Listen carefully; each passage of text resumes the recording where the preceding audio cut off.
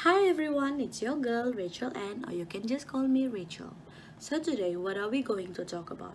I won't let you suggest because I am going to tell you a story about euthanasia. Do you know about euthanasia? Do you know what euthanasia is? Have you even ever heard of euthanasia? Well, today I'm gonna tell you a story that I read about euthanasia from the internet a few days ago.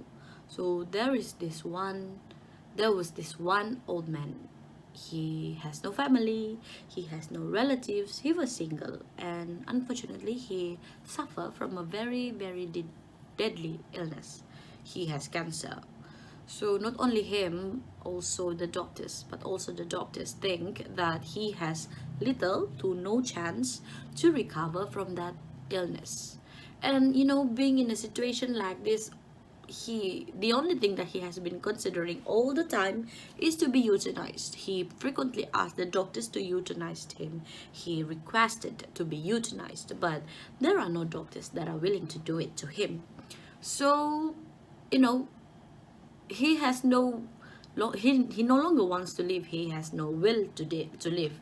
He always asks himself, why should I recover? No one's waiting for me at home. I don't have anybody. I don't even have relatives. So I'm alone. Why should I live? He always asks himself like that. So and I'm just gonna leave the story right there, just right there. So now, do you have any idea of what euthanasia is? Yeah, euthanasia is basically killing with mercy. It is to kill someone's life someone to end one's life with consent or request. Just like the old man did. He requested to be euthanized because he has no will to live anymore. He was hopeless and helpless.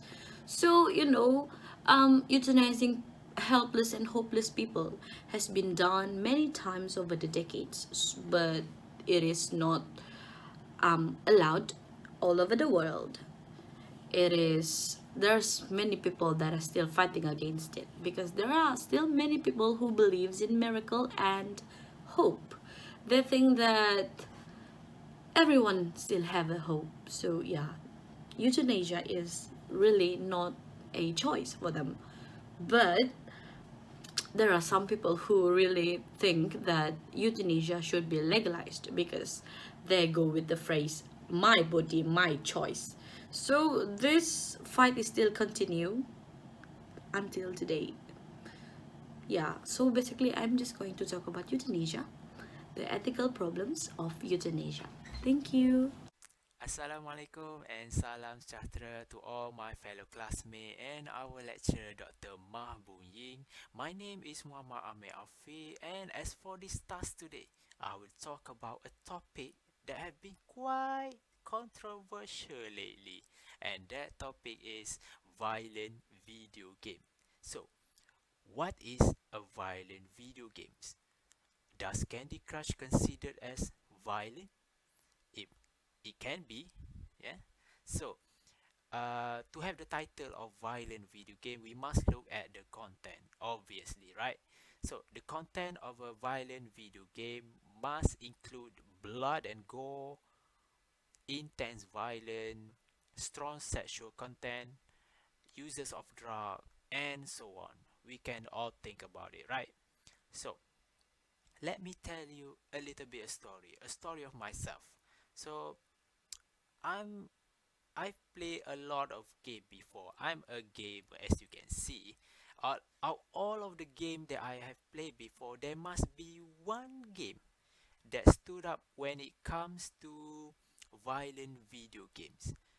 What if I tell you the video game that I picked was banned in Germany, Malaysia, New Zealand, and South Korea?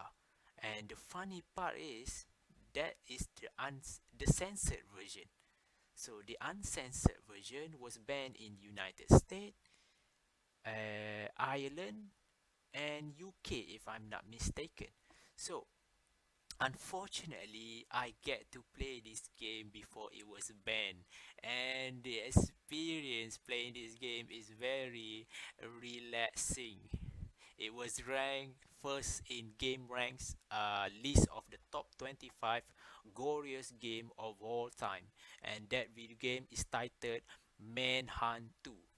So, what made this video game so violent? Well, I could say it has 101 way to kill a human being.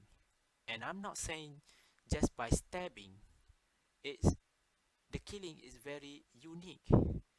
It's a psychopath heaven and a serial killer favorite game.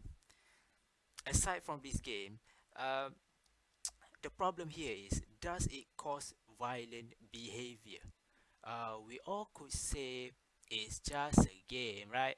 Yes, it's all fun and games until somebody stabbed their grandmother until death because of a video game. Well, that's happened in Philippines. So, um, there is a fact that violent video games can cause aggressive behavior. There's no deny to it, but the cases for this problem are very minor. All right. For example, there is a study that shows a child that was exposed to violent video games uh, will imitate the act of violence, such as bullying, trash talking, and so on. All right. That's the child from that's the research from this generation, our generation, the child of our generation, the new era. So, uh, as for the solution, there is no valid solution actually for this type of problem. It is the same problem as the violence that we see on television. Is the same concept, except this one is in the form of a video game. So the solution here, what we can do is keep what we all can do is just keep monitoring our friends and family that's behaving quite aggressive after they surround themselves with violent video game. We can also have appointment with a psychiatrist to manage our aggressive behavior from all of these video games influence. So after you all heard of that, is it true that violent video games cause violent behavior? It's up to you to decide, because as far as for all of the research, there is no valid answer. So uh, that would it would be a pleasure for me to hear your thought about this topic. I think that is all from me. Thank you.